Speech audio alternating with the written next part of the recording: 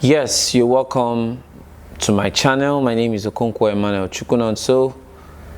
I am the owner of OCE Initiative. OCE is Okonkwo Chukwunonso Emmanuel Initiative. The OCE is from my name. My name is Okonkwo Chukwunonso Emmanuel. So the OCE is Okonkwo Emmanuel Chukwunonso Initiative.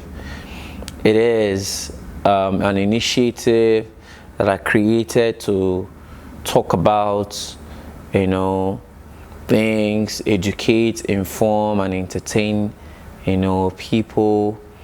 I want to use this space and this platform to enlighten people, about life, about my story, and generally just offer them values. So that's actually what the OCE Initiative space is going to be dealing with. So I think it's high time that I put a face to the channel so that you people can know the person behind it. My name is Okonkwo Emmanuel Chukwunonso. I schooled in Imo State University, Owerri, Nigeria. That's where I obtained my first degree in theater arts. Yes, and I majored in mass communication. I did my postgraduate course in University of Lagos State in mass communications department, after which I proceeded to do my master's in mass communication as well. Yes, and ever since, I've been practicing media for a very long time now. I think this is over, if not mistaken, over close to 15 years, if not 17 years of practice of media. So I've been in this media industry for a very, very long time. What nurtured the birth of the OCE Initiative is because I've been party to a lot of works, a lot of productions, a lot of vlogs, a lot of stuffs, and I feel like it's high time I create my space to tell my story and create my own initiative and my narrative. So that's what I decided to create, the OCE Initiative platform, so that I can tell my story and I will tell it better. I have also in my archive and my library songs that I've done way back. Yes, I did an album actually. I did an album back then, that was in 2000s. I did an album titled Legacy where I had, I think, 10 tracks or more in my album. I'm certainly going to be unfolding it also on the channel. Basically that's what it is, but I want you guys to like this video and subscribe to the channel, and please endeavor that you do so, because in doing so you would help me, to raise and probably get monetized, because that's actually the aim. I'm trying to gather enough watch time, enough subscribers, so that I can, get the channel monetized and, continue to put out good stuff for you guys out there. So, like I said, I'm going to be giving you guys great stuff on this channel. I'm going to ensure that giving you quality content is the aim. And it's important to note, my name is Okonkwo Emmanuel Chukwunonso. I am the owner of OCE Initiative, and I am the face behind this channel. I am the face behind this channel, and I want you guys to please support this channel, support what I do, because it would be an amazing channel that your people will be proud of, So before I take off, let me leave you guys with some message and story, because I want this to be something you guys take, home. So I'll go. The story is gonna go like this. I've been nurturing this idea about telling people the difference between the ideals and the reality. I live in a world in Africa where we live so far away from the ideals. Like, our reality is far away from the ideals. So I want to see if I can use this my channel to educate people and remind them of the ideals. So I give you an example of what I'm trying to say. In this space that we are in, there is this thing I noticed that the younger generation, our generation are doing. Our generation don't believe in hard work, because they are told that if you can cut corners to achieve the same results, then it's a smart thing to do. But the ideal thing is have the habit to withstand the job and the work even when it is hard, so that when the beautiful side of the work comes handy, then it becomes even an advantage to you.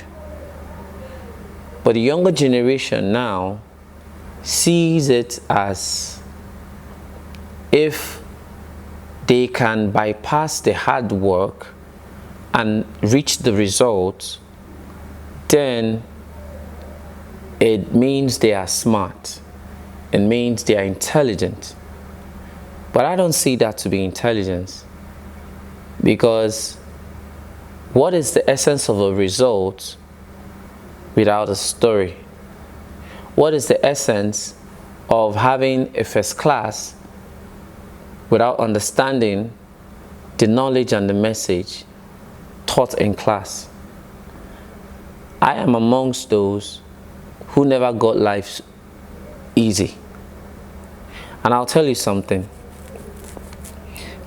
I think last month I worked so hard. I did everything I could. I gathered my content. I make all my content on the channel. I gathered my content and I put them out. And I was trying my best to see how I can get the channel running.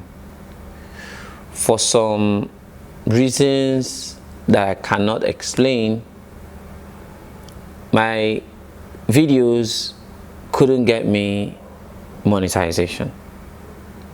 And then I had to read up about it. I was like, I saw the video messages and tutorials online, how people get rejected from the partnership with reasons that their videos are either repetitious or the videos are reused content. In my own case, what I got was a reused content reason for being rejected from the partnership. So they gave me the option to appeal so that I can come on board. But part of the requirements meant that I would have to bring my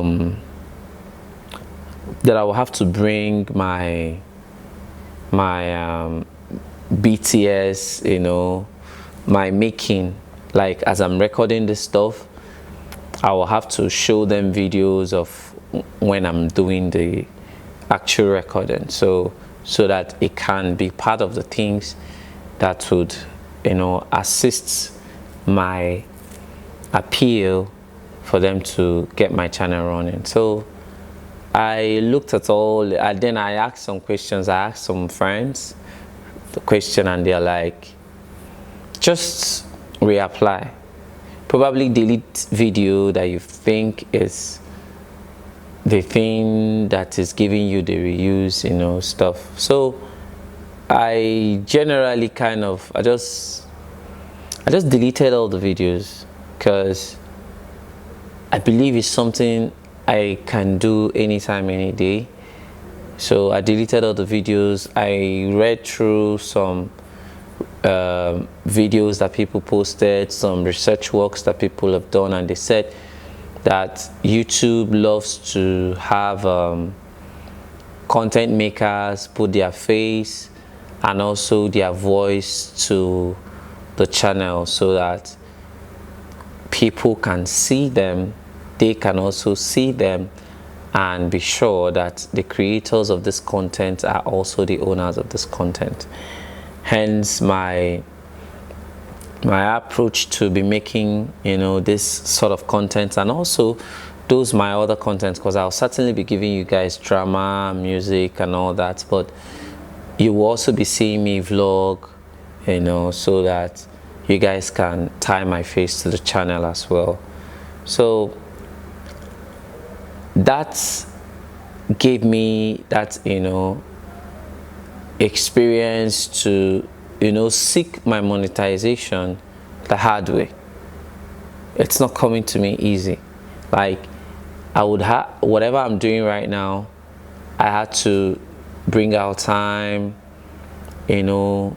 work extra hard, just to achieve it. And I believe I will achieve it. And I'm putting in the hard work, which is exactly the point I'm trying to make. If you put your heart down, learn the lessons around it, and make your content original, I assure you, you will win. You will certainly win. So ladies and gentlemen, keep it locked on OCE Initiative channel. I'll be right back. But for now, please stay safe, subscribe to my channel, and like this video.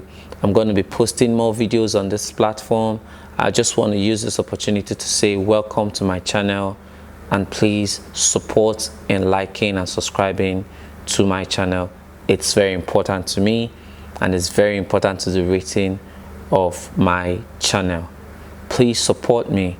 Watch this video as many times as you can and learn something from it. I assure you, but your subscription and your following on this channel is not going to be in vain. I have a lot of content that I'm going to share with you guys that will educate you about life generally and about a whole lot of stuff. I promise you, I am your go-to channel for great content. Konkwo Chukunonso Emmanuel, that's OCE. Initiative means to initiate something, to start something, and that is my brand. I am the face behind the brand and the channel that you know on YouTube as OCE Initiative. I am also on Facebook as same OCE Initiative. I have 11K followers on Facebook as well. Ladies and gentlemen, you're welcome to my channel. I'm so glad to have a distinguished viewer and listener like you, and I promise you this channel is here to serve you value content. And today I'm going to share a little of my story and my experiences with you. So today I wanted to share with you something that has been on my mind for a long time, and this was a discussion that I had with one of my bourgeoisie friend, my friend who comes from a very wealthy home. Yes, and for you to understand and appreciate the story, it will be important that you get to know a little of my story. Maybe that way you can appreciate this my friend's story and the discussion I had with him. So it goes like this. My name is Okonkwo Emmanuel Chukwunonso. I'm from Nnewi, Anambra State. I was born in Imo State, and that was where I schooled my primary and secondary, and then my university days before I moved down to Lagos for greener pastures. I'm not born in a poor home, but we were not that rich either. We were just a struggling middle income earning family. My dad sells cars and car spare parts, and my mother sells tricycle and tricycle spare parts. If you are born in a Nnewi or you are an Nnewi person, selling of cars and car spare parts is like a known thing for us, business basically. So I went to primary school, and out of the primary school I was supporting my dad, going to my dad's shop and helping to sell things in the shop. So I was heavily involved in the family business that we were doing, and I was, thanks to my dad who was always putting me through, and me and my brothers. I have 4 brothers and a sister. So he was putting us through in the business, and we were doing well as a family. So I went through that tutelage up until I got into the university. I went there to study theater art. I did that for 4 years. I came out with 2-1. I went for service in Port Harcourt, and I served for 1 year. I served my country in the National Youth Service Corps, and after I was done, that was a time I moved from the house and came to Lagos, and the hustle to become someone in life started. This is my simple story. But this wasn't the story of my friend. My friend's story is different. He was not born in Nigeria. He was born in the UK. He did his schooling in the UK, I think, to a point that the parents had to send him down to Nigeria just to have, the touch of home in Nigeria. Probably he was perceived to be one of the very stubborn ones. So just like the African parents normally do, they send the boy down home just for him to get, the little harsh reality check in Nigeria, and then probably come back to the UK. So I happened to meet this friend in the course of work. Fantastic guy. But here is the thing. I was working for him. He has never held a 9-to-5 job before, ever in his life. The family owned companies, they run companies, and these companies yield profits that take care of every of the home expenses, including taking care of the children and everything. So, and I think it's a family business. So both the dad inherited the business from her parents, just like him is also inheriting the business from their parents. They don't necessarily have to be managers in the business, neither do they have to, be actively involved in this business, but somehow he's living the best of his life. He travels around, and I happen to know him because I'm into the media thing. So he sometimes engages me to do some, video shoots, pictures for him, because he's an adventurous, easygoing person.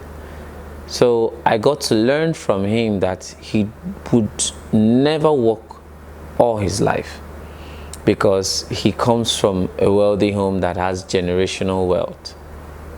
So that kind of got me, in a way, because I started thinking, really, like, what really is the value for life?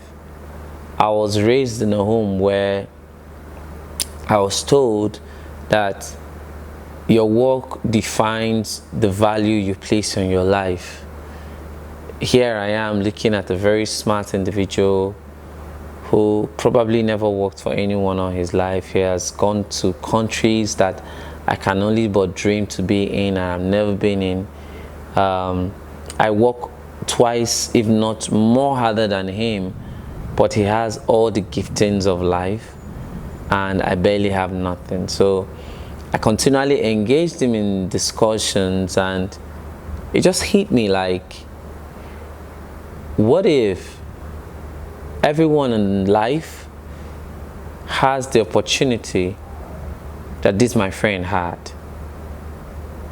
What if everyone in life does not need to work for them to eat, for them to pay bills, for them to live a basic life?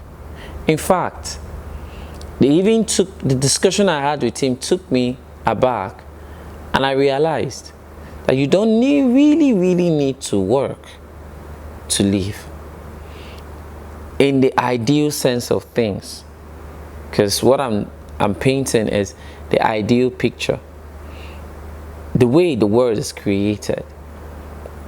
If we don't have roads, if we don't have cars, if we don't change currency, which is paper, for the things we need, things that add value like food, water, if we live the life and nature the way it originally is, you realize that man would wake up in the morning, go to trees, get fruit, eat, drink water, and live life on their terms.